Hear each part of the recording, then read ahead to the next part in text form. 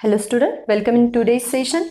In last lecture, we have already seen the two steps of the respiration, that is the two steps of the mechanism of respiration. Mechanism of respiration contain four phases. First is breathing. Second one is external respiration, which takes place at the exchange of gases at alveolar level.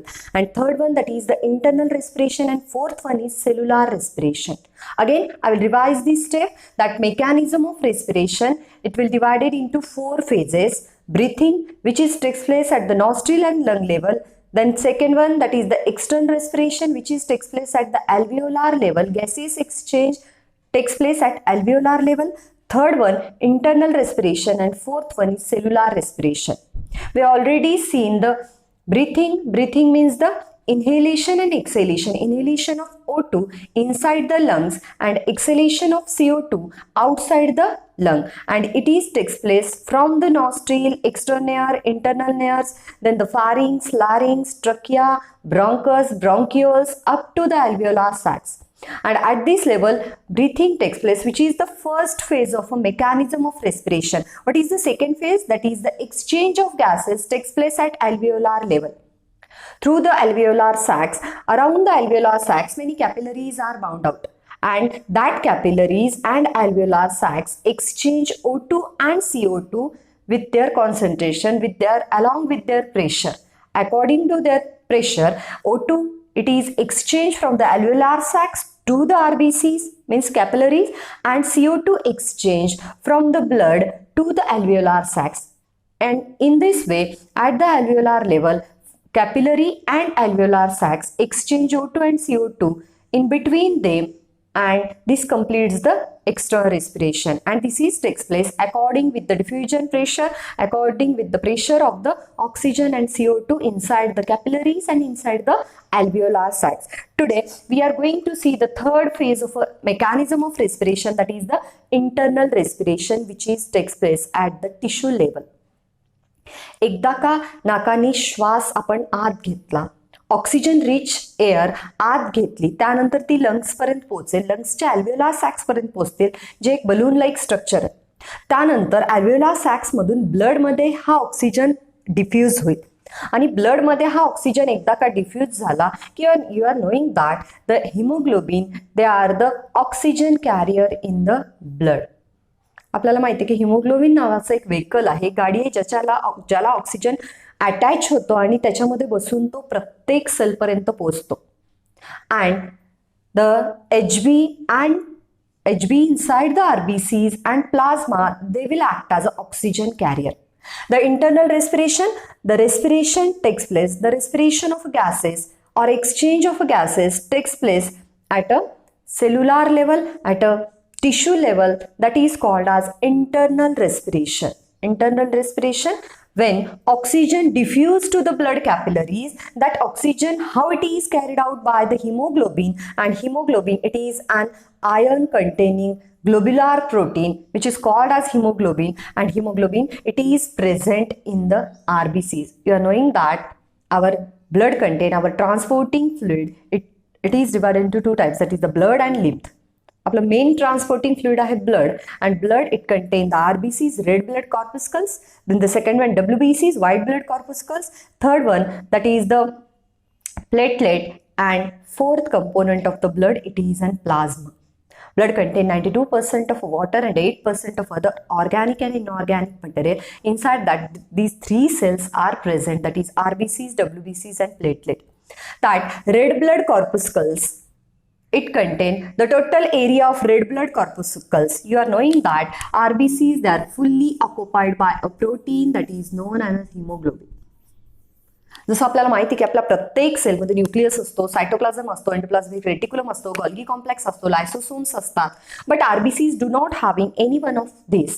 It is only having plasma membrane. आपण म्हणू की nucleus नाही RBCs ला, मग ती जिवंत कशी आहे? तर it is only living because of having a plasma membrane. आणि प्लाझ्मा मेम्ब्रेनच्या आत सगळं काय भरलेलं आहे RBCs मध्ये? They are having the biconcave shaped cells, and these are containing total area occupied by the hemoglobin type of protein, and that protein binds with oxygen. आपल्या blood मध्ये असलेल्या ज्या लाल रक्तपेशी आहेत, लाल रक्तकणिका आहेत, ज्याला आपण कॉर्पुस्कल्स म्हणतो, that the cells and corpuscles, they are differentiated from each other having a granular cytoplasm inside them. कॉर्पुस्कल्स मध्ये पूर्णपणे एरिया भरलेला असतो, जसं आरबीसीज मध्ये तो हिमोग्लोबिननी भरलेला आहे. आणि हे हिमोग्लोबिन, आरबीसीज मधलं हिमोग्लोबिनचं काम काय आहे की ऑक्सिजन अल्व्हिओलार सॅक्स पासून प्रत्येक सेलला पोहोचवणं. That internal respirations means the exchange of gases takes place from alveolar sacs to the tissues. Alveolar sacs पासून ऑक्सिजन घेऊन येणं कुठपर्यंत, टिश्यू पर्यंत. आणि टिश्यूचं काम झाल्यानंतर मेकॅनिझम आउटपुट जे बाहेर पडतंय CO2 त्याला वेगवेगळ्या कंपाऊंडच्या मार्फत कुठं घेऊन जाणं, अल्व्हिओलार सॅक्स पर्यंत. That this is called as internal respiration. त्याला आपण इंटरनल रेस्पिरेशन म्हणू. ब्रिथिंग झालंय लंग्स लेवलला, देन एक्स्टर्नल रेस्पिरेशन झालंय अल्व्हिओलार सॅक्स आणि कॅपिलरीजच्या मध्ये. एकदा का कॅपिलरीजमध्ये ऑक्सिजन आलेला आहे, आरबीसीजनी हिमोग्लोबिननी ऑक्सिजन सोबत स्वतःची अटॅचमेंट करून घेतलेली आहे. नंतर हा ऑक्सिजन कुठे जातो, आरबीसीज मधून तो ट्रॅव्हल करत आरबीसीज मध्ये बसून तो through the tissue, through the capillaries, through the blood vessels तो प्रत्येक सेलच्या बाहेरपर्यंत जातो. आणि जो तेव्हा सेलच्या आत एंटर करेल त्यानंतर लास्ट स्टेप सुरू होईल, that is the cellular respiration. Now we are going through the internal respiration which is takes place gaseous exchange or the transport of gases from the capillaries of alveolar to the tissues, every tissues. That now transport of O2 and CO2 carried out by the RBCs and plasmas. कोण करता हा transport, कोण करताय तर RBCs करतात, red blood कॉर्पुस्कल्स करतात आणि आपल्या ब्लड मधलं प्लाझ्मा करतात. But the 97% carry that transportation of oxygen and CO2. We are knowing that we are going through only the transport of oxygen. आत्तापुरतं आपण काय बघतोय, फक्त ऑक्सिजन.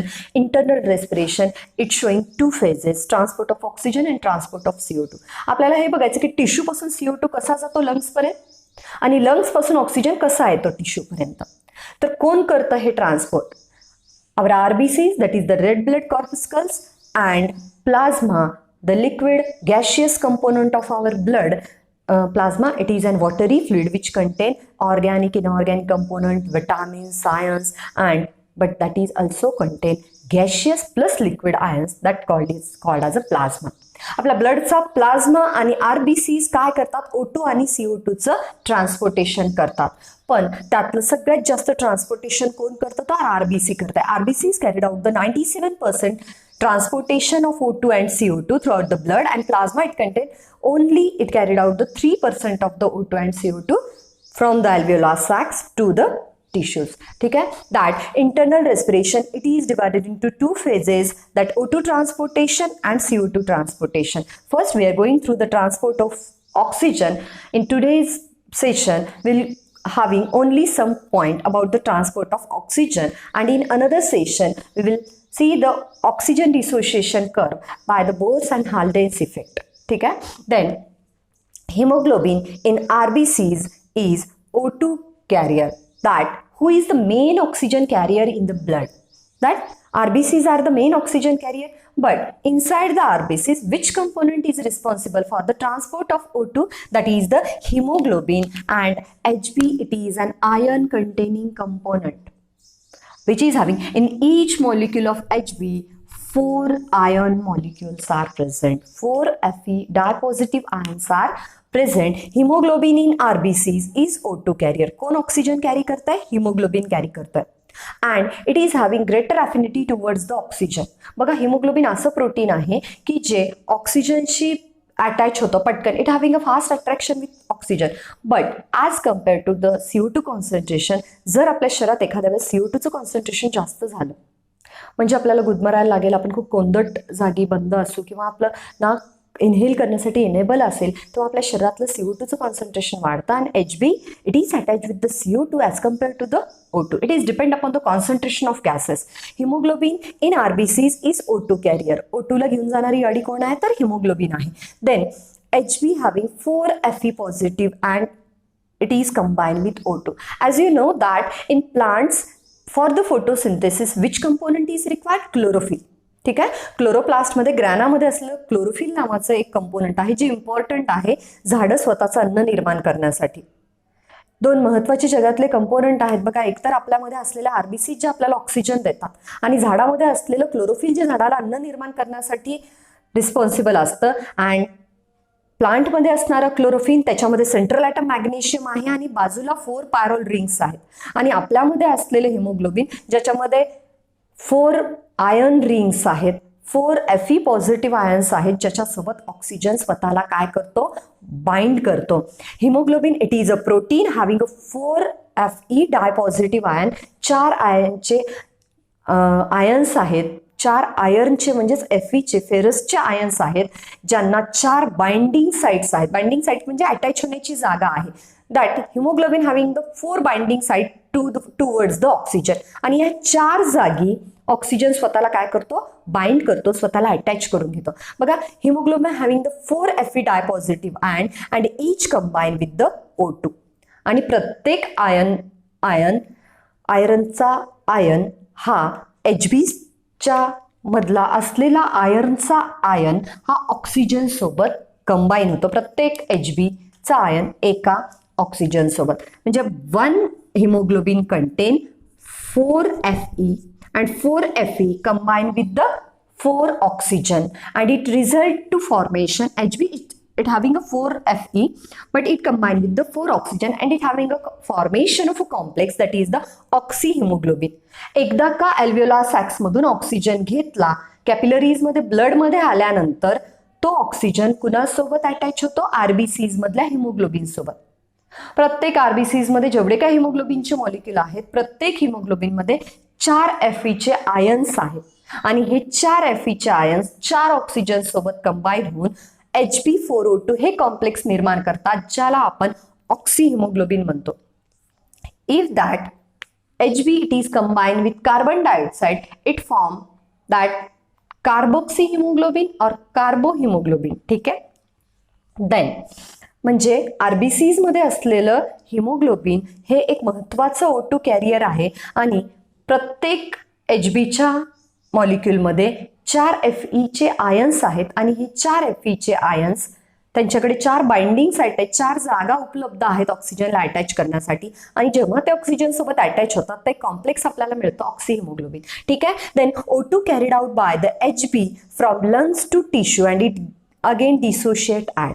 आता एकदा का कॅपिलरीज मध्ये अल्व्हिओलार सॅक्सच्या बाजूला खूप सारं ब्लड वेसल्सचं जाळं आहे, त्या जाळ्यामध्ये ऑक्सिजन घेतलेला आहे कुणी, ब्लड मधल्या आरबीसीजनी, थोडासा प्लाझ्मानी पण जास्त आरबीसीजनी. आणि हा ऑक्सिजन जेव्हा आरबीसीजनी घेतलाय तेव्हा आरबीसीज याला घेऊन निघतात आणि प्रत्येक टिश्यू पर्यंत आल्यानंतर परत तो ब्रेकडाऊन होतो, परत तो डिसोशिएट्स होतो. Dissociation means the formation of again the positive and negative ions. परत आल्यानंतर बघा, ऑक्सिजन आणि हिमोग्लोबिन मधले पॉझिटिव्ह फेरस आयन्स आणि ऑक्सिजनचे निगेटिव्ह आयन्स, ऑक्सिहिमोग्लोबिन मधले पॉझिटिव्ह फेरस आयन्स आणि ऑक्सिजनचे निगेटिव्ह आयन्स पुन्हा डिसोशिएट्स होतात Hb आणि O2 मध्ये. At the tissue level again oxyhaemoglobin dissociates as Hb and 4O2. पुन्हा त्याचं ब्रेकडाऊन होतं आणि टिश्यूला ऑक्सिजन हा कसा मिळतो, फ्री स्वरूपात मिळतो. That is the to the टिश्यूला मिळतो हा ऑक्सिजन. ठीक आहे. एकदा का लंग्स पासून कॅपिलरीज मधून प्रत्येक टिश्यूला ऑक्सिजन काय होतं, असा परत डिसोशिएट्स करून मिळतो. कुणासोबत आलेला आहे ऑक्सिजन, हिमोग्लोबिन सोबत. 4 Fe एका हिमोग्लोबिन मॉलिक्यूल मध्ये किती आयर्नचे आयन्स आहेत, 4. या 4 सोबत 4 O2चे मॉलिक्यूल बसून आलेले आहेत आणि ते परत टिश्यूला आल्यानंतर उतरून जातात तिथे. ठीक आहे. Then the degree of saturation of Hb and O2 depends upon the O2 tension. आता ऑक्सिजनचं रक्तात मिसळणं आपण कशाला म्हणू, डिग्री ऑफ सॅच्युरेशन ऑफ Hbची डिग्री ऑफ सॅच्युरेशन काय असतं. You are knowing that Hb having 4 iron ions. प्रत्येक हिमोग्लोबिन मध्ये 4 फेरसचे आयन्स आहेत आणि या 4 फेरसच्या आयन्सच्या जागा ऑक्सिजनला अटॅच होतात. 4 Fe ions attach with the 4 oxygen. But हे पूर्णपणे जर अटॅच झाले, 4ही आयर्नचे आयन्स 4 ऑक्सिजनशी अटॅच झाले तर आपण काय म्हणतो, 100% सॅच्युरेशन आहे. The degree of saturation of Hb with O2 कसं डिस्क्राईब करू आपण, हिमोग्लोबिनची सॅच्युरेशनची डिग्री कुणासोबत, ऑक्सिजन सोबत. पूर्णपणे 4ही आयर्नचे आयन्स चारही फेरसचे आयन्स 4 ऑक्सिजनला जर अटॅच झाले तर आपण काय म्हणू 100% सॅच्युरेशन आहे. कशाचं? हिमोग्लोबिनचं. कुणासोबत? ऑक्सिजन सोबत. पण असं खूप रेअर असतं.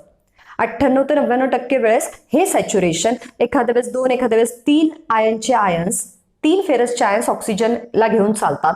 4ही फेरसचे आयन्स खूप कमी वेळा ऑक्सिजनला घेऊन चालतात, आहे की नाही. जेव्हा आपण एक्सरसाइज करत असतो तर आपला प्रत्येक हिमोग्लोबिनचा मॉलिक्यूल हा 100% ऑक्सिजन घ्यायला तयार होतो, पण 1, 2 किंवा 3 ऑक्सिजनचे ॲटम्स आपल्या आयनच्या मॉलिक्यूलला अटॅच होऊ शकतात. 100% सॅच्युरेशन इज व्हेरी रेअर. बघा इथं दिलेलं आहे 100% saturation is rare. Maximum saturation is at alveoli. अल्व्हिओलायला जिथं आपण श्वास घेतलेला आहात आणि तिथून ऑक्सिजन कॅपिलरीजमध्ये येत आहे तिथं सॅच्युरेशन हे खूप जास्त असतं. तिथं हिमोग्लोबिन पटापट ऑक्सिजनला स्वतःसोबत अटॅच करून घेतात. तिथं सॅच्युरेशन हे 95 ते 97% असतं. 95% to 97% saturation. The degree of saturation of HB म्हणजेच that inside the HB 4 ferrous ions, how it can be attached with the oxygen, that degree of attachment, it is called degree of saturation, and it is depend upon कशावर depend असतं की haemoglobin कसं attach होईल oxygen सोबत. It is depend of O2 tension. And what is the O2 tension? The main definition of today's session is O2 tension. It is the partial pressure of oxygen gas in the mixture of gases inside the blood. Blood मध्ये खूप सारे gases आहेत. O2 आहे, CO2 आहे, nitrogen आहे, another gases आहेत. पण त्यामध्ये ऑक्सिजनचं प्रेशर किती आहे त्याला आपण काय म्हणू? That is the O2 tension. आणि आपल्या ब्लडमध्ये असलेल्या ऑक्सिजनच्या प्रेशरवर डिपेंड असतं की ते ऑक्सिजन किती प्रमाणात HBशी अटॅच होतात. असं 100 प्रमाणात ते अटॅच होत नाहीत, पण अल्व्हिओलार सॅक्सच्या तिथं 97 प्रमाणात ते अटॅच होतात.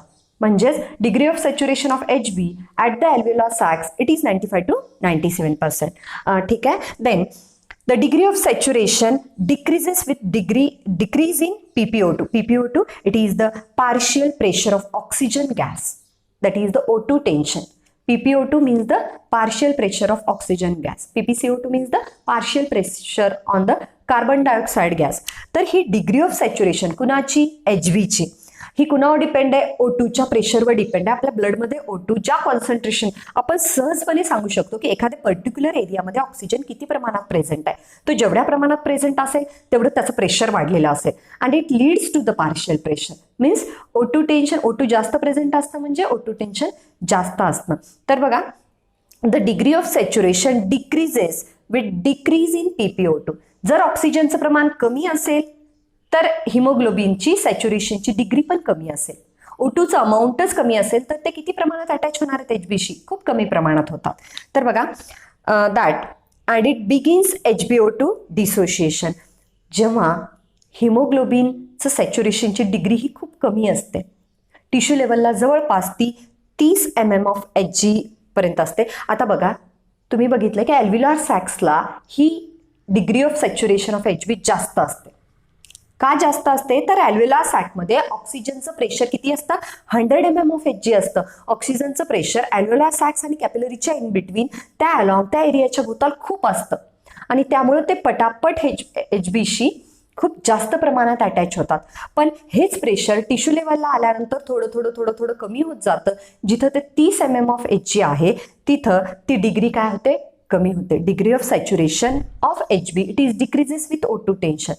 जर ऑक्सिजनवरचं प्रेशर ब्लडमधलं कमी झालं, जर ते 30 mm ऑफ Hg असेल, मर्क्युरी कॉलममध्ये 30 असेल, तर तिथं हिमोग्लोबिन ऑक्सिजनला सोडून देतो.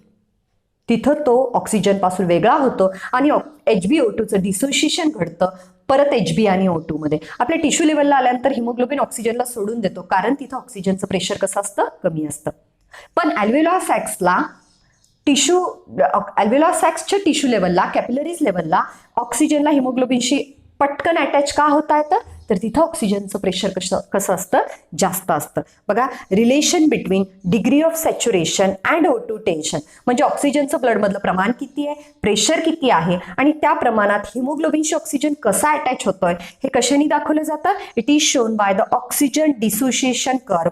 What is mean by oxygen dissociation curve? It is the relationship, it is the graphical representation between O2 tension.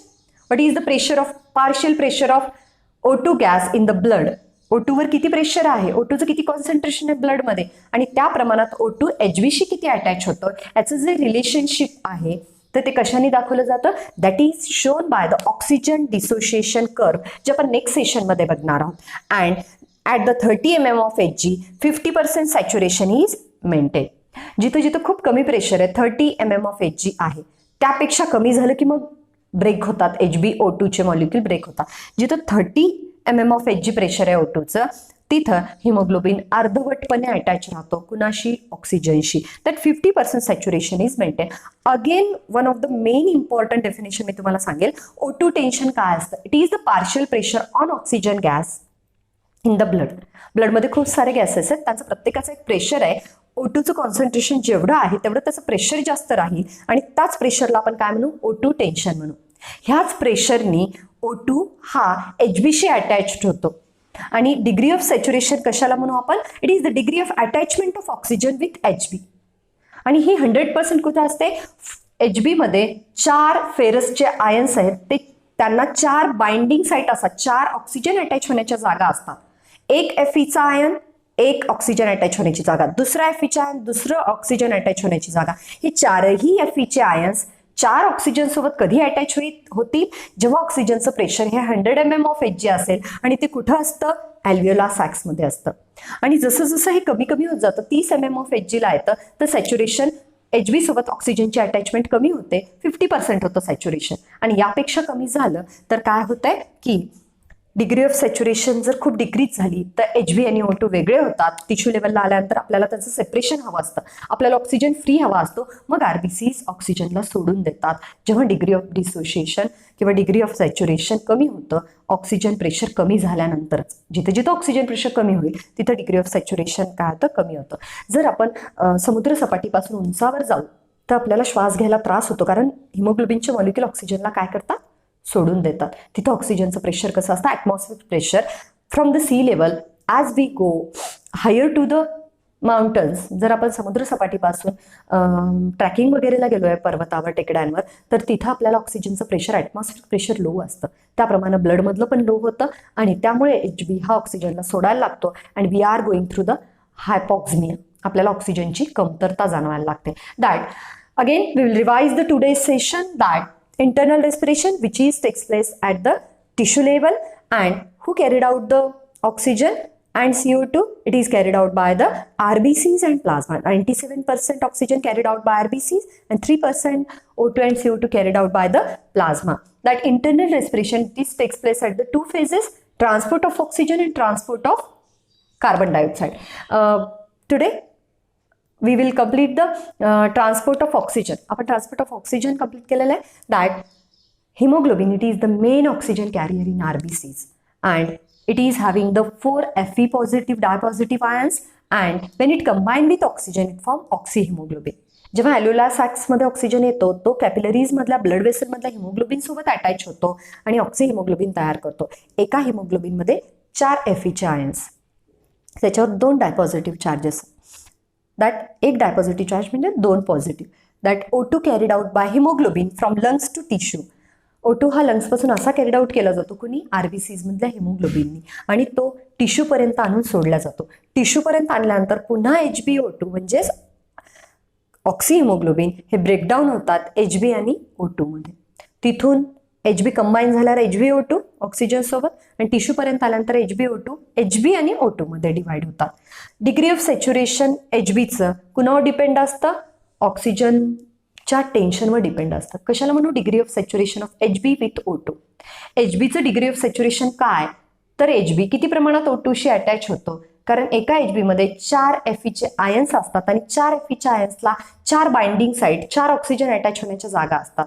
आणि जेवढा ऑक्सिजन अटॅच होईल तेवढी degree of saturation of HB with O2 जास्त, आणि जेवढे ऑक्सिजन कमी अटॅच होतील तेवढी degree of saturation of HB कमी. जिथं ऑक्सिजनचं प्रेशर जास्त तिथं degree of saturation of HB जास्त असेल, जिथं ऑक्सिजनचं प्रेशर कमी तिथं डिग्री ऑफ सॅच्युरेशन कमी. अल्व्हिओलार सॅक्समध्ये हेच प्रेशर ऑक्सिजनचं 100 mm ऑफ Hg असतं आणि तिथं डिग्री ऑफ सॅच्युरेशन 95 ते 97% असतो. पूर्णपणे ऑक्सिजन हिमोग्लोबिनशी अटॅच होतात. आणि जिथं हे प्रेशर कमी असतं 30 mm ऑफ Hg असतं तिथं 50%च हिमोग्लोबिन हा ऑक्सिजनशी अटॅच होऊ शकतो. डिग्री ऑफ सॅच्युरेशन कमी होत जातं कशासोबत, ऑक्सिजनच्या प्रेशरसोबत. PPO2 means partial pressure of oxygen. Oxygen tension किंवा partial pressure of oxygen gas, it is one and the same.